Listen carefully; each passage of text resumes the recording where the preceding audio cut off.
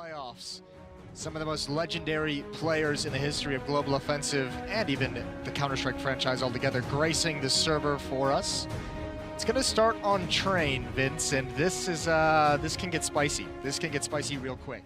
Offense, this T side of Train, utility on Forest, one smoke and a flash, and a smoke and Molotov on Lekro.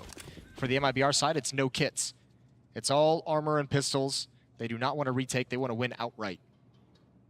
That's why 3 players around connector. Fast rotation to B or A as soon as some information is gathered.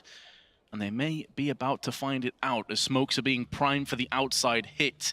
Phelps and Fallen both up in heaven. And they're a step ahead of this potential push. These are going to be great positions. He's going to see over the smokes and give them free reign to smack down some heads with the USPs. And so far, so good. Phelps has got himself one, but here comes Rez. He's been so good in pistol rounds throughout this event. And this could be another round to shine. Get right, gets the bomb planted fur. That was rough, but finally just about gets a hold of the spray and claims another headshot. Rez has got 2. He's now perched up in heaven. Now the tables have turned. He drops back down into hell, and it's going to be the end of fur. Taco, in the meanwhile, comes back with one of his own, but he doesn't have a kit or nades, as we highlighted earlier. So this is going to be a very rough ask in terms of a defuse, and Forest is not going to let it happen. And going into a third round with a pretty strong buy. Teams have gone back now, realizing, you know, the extra utility you can have in a second round is a thing of beauty. We're seeing a lot of teams invest in these now. Pretty much everyone at this major. Yeah, at first there was a bit of a knee-jerk reaction, saying, oh, the randomness is going to be spiked, but it also brings a lot more entertainment. A lot more rounds where crazy things can happen. Entertainment is always good. It is. And with MIBR having an MP9 in the hands of both Taco, Phelps, couple scouts, Deagle, the Ninjas can't take this for granted. Some nade damage across the Forest. Yeah, it's not bad. Soften him up for the scout. Molotov going to be used just to draw out Fallen's position, so he can't really capitalize on that grenade for the time being. Now, we've seen some magic plays by coldzera in the past with the Desert Eagle.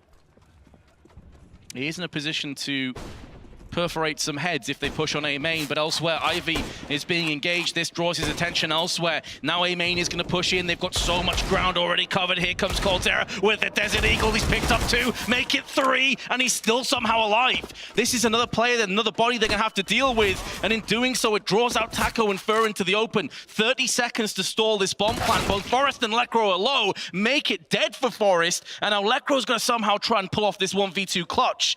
Long-range UMP is not going to help him out. He does have the bomb just to his right-hand side, but Fur's going to claim the frag, and coldzera, you can see how pumped up he is. Yeah. Face. Some early exchanges in round 6.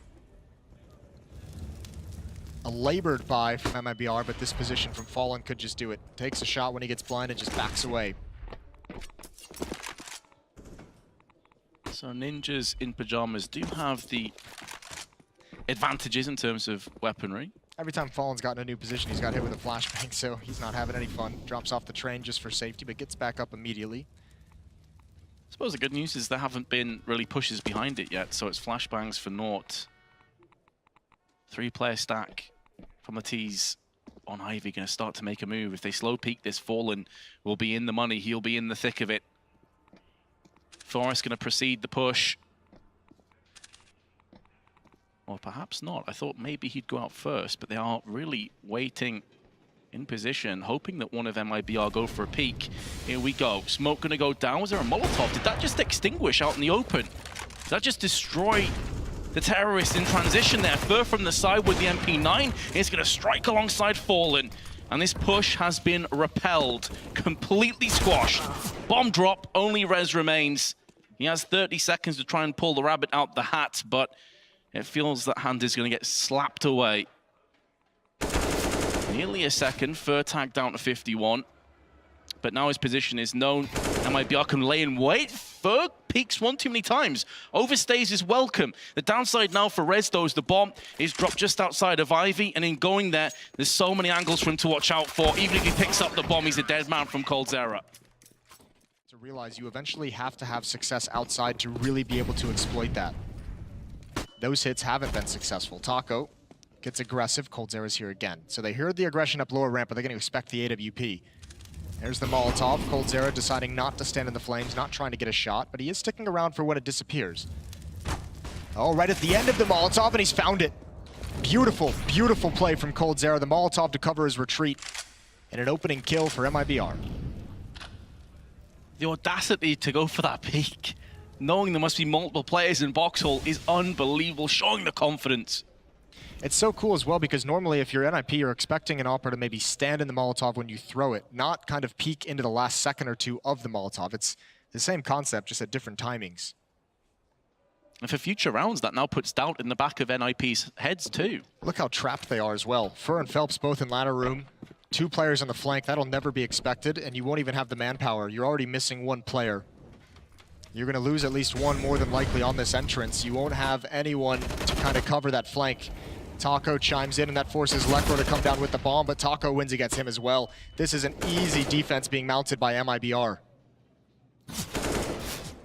Just going to try and do some damage now for Dennis. There's not much else available for him. 25 seconds. There's the first, but it will also be the last. MIBR on a winning streak once again. It was lack of smokes and Molotovs that hurt them last time around. Very aggressive pushes from the Swedes. Already flashbangs being deployed outside, trying to draw out what little remains of MIBR's value in terms of grenades. They only have 1 smoke, 2 flashes, and a HE. There's a minute and 35 to play with. That's why they're playing aggressive, and they've got the scalp of Rez. That's a big one. First spins around, doubles up onto Dennis, and could get a third. So nearly claims the life of Get Right. That is sensational. A little bit of intuition for Fur, and then a little bit of luck sprinkled on top. Lekro gets blinded and can't respond. Now there's still an opportunity here for NiP. Yes, Get Right is going to have a tough time getting involved in action with only 12 health. They have utility. They still have control of the bomb. And they have over a minute for Force to try and find something with this AWP. And you have to imagine there's his chance, and he flicks up straight out of the sky. Fur takes a risk. But a brilliant shot from Force. Still a tough one to hit. The overkill in the head as well. Oh, that was gorgeous. 400 plus damage of meaty goodness. Still low. NiP are on the back foot. They have Get Right very low. Just 12 health. They do have a massive advantage in terms of grenades, though. They're looking to implement them right now. Onto connector, backside of site, 30 seconds. They are going to commit behind this. Switching guns so that Get Right now has the AWP, where health isn't as valuable, but down goes Lekro. Even more pressure applied to Forest. You feel like it's going to have to come from him if this clutch is going to become a reality. And he's gone down. Get Right will get the bomb plant, but no more. MIBR will move to an 8-5 lead. They played that really well in that 3v3. Fallen just toying that with them from above. There's just so many different spots you have to clear and check if you're NiP in that situation, and that Get Right's probably there too. And plus, when you've just got your opening pick, when you're down quite a few bullets, you're at your most vulnerable. That's where the avenging frags typically come in. So it's just intuition, instinct to covering fire for yourself. Exactly, because he had no one else to help him out. Well, so now that they've attacked the outer bomb site a number of times, they've had some success out there as well. This slows down the rotation of Fallen back towards the inner bomb site. So Taco is still alone there, where previously he's been joined up relatively quickly. If NiP find this timing, they're going to be blocked up by the smoke. And here's the tough part. They almost have to go now. The fact that there's so much silence outside, whereas in the last few rounds, NiP's been aggressive and very, very violent in that area of the map, the fact that it's quiet is telling in and of itself. Yeah, the guns certainly have been vocal outside, but now it's going to be inside. MIBR have a very different test to pass, and Rez will pass a bullet through the head of Fur. He does at least get one beforehand, but Phelps will go in with one of his own. Nearly a triple kill. It's just back and forth long range, and the Augs will just about outshine the AKs. And now Fallen gets up close. That's the bomb dropped as well. No plant for Dennis to try and defend. He's going to have to come out with raw frags, and Taco won't allow it to happen. For both sides of the map, and everyone's going to be pleased, and we might just have a grind-it-out, duke-it-out game here. We might, but someone needs to get a chiropractor for Rez, because his back is absolutely killing him. He's carrying hard right now. Someone needs to help him out. Yeah, he's doing a lot of the work, isn't he? Which is good to see if you're NiP, just because they were so labored when he was having the tough time. Forrest is going to have a chance to get involved. He's been great, quiet first half, and he's going to get pinched from team mid. No one's watching that. He's down without a fight. And that's the thing. If you lose track of that one lane, things can go sideways real quick. Fur's on an ace. He's picked up 4 kills already. He's looking to try and finish off with a Glock. Is he going to get it done? Yes, he will. Fur with an pistol ace. Right off the... One wants them to hit that peak, to hit that mode where they know they could be dangerous. That could be a huge wrench into the rest of this tournament, into the rest of this major, if MIBR shows up in stellar form, or if they build up into it. I'd say they're not quite reaching maximum speed, but they're getting towards the right side. They're going to get better as this event goes on. Qualifying here would be beautiful.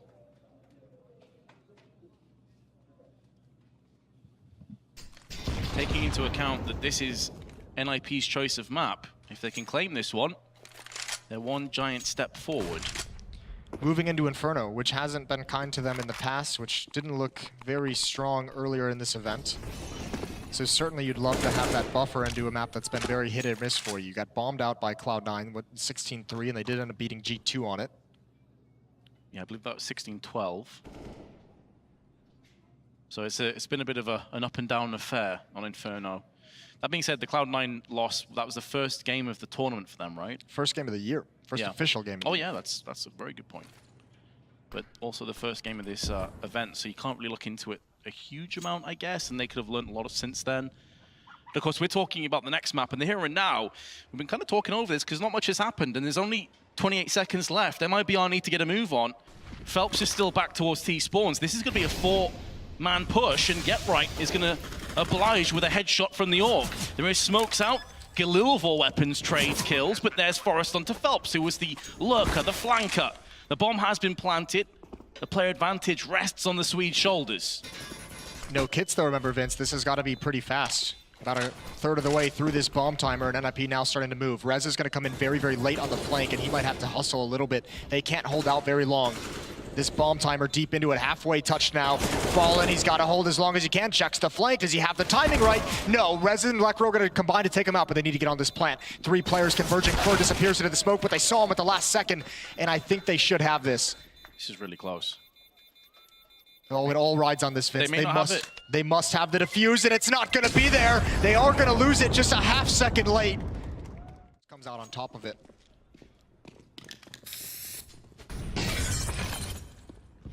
So in terms of round 22, it is going to be an investment all up with the scout round the corner. Oh, and it couldn't have been a worse adversary. As far as NiP are concerned, it's that Starman and Forrest has been put down. Really only Rez has been outperforming him. Fallen is so dirty. That's not the Fallen that you want to have to play against. It was one of the win conditions, wasn't it, on the desk? Yes. Have Fallen perform. Safe to say, he has been so far. May not be done just yet either with the scout. Oh no, NiP. Fur with a drive-by headshot, the Desert Eagle, not even taking a single bullet of damage. They're just exuding confidence at this moment. And they don't even have utility to execute any kind of a set piece, so they're relying on these kinds of picks. NiP, still a decent chance to win this round. They're gambling towards the inner bomb site, though. That's a big kill from Rez. But equally, that lets Fallen know exactly where he is. Fallen needs to pass the bomb over so he can stay at range with his scout and cover his teammates.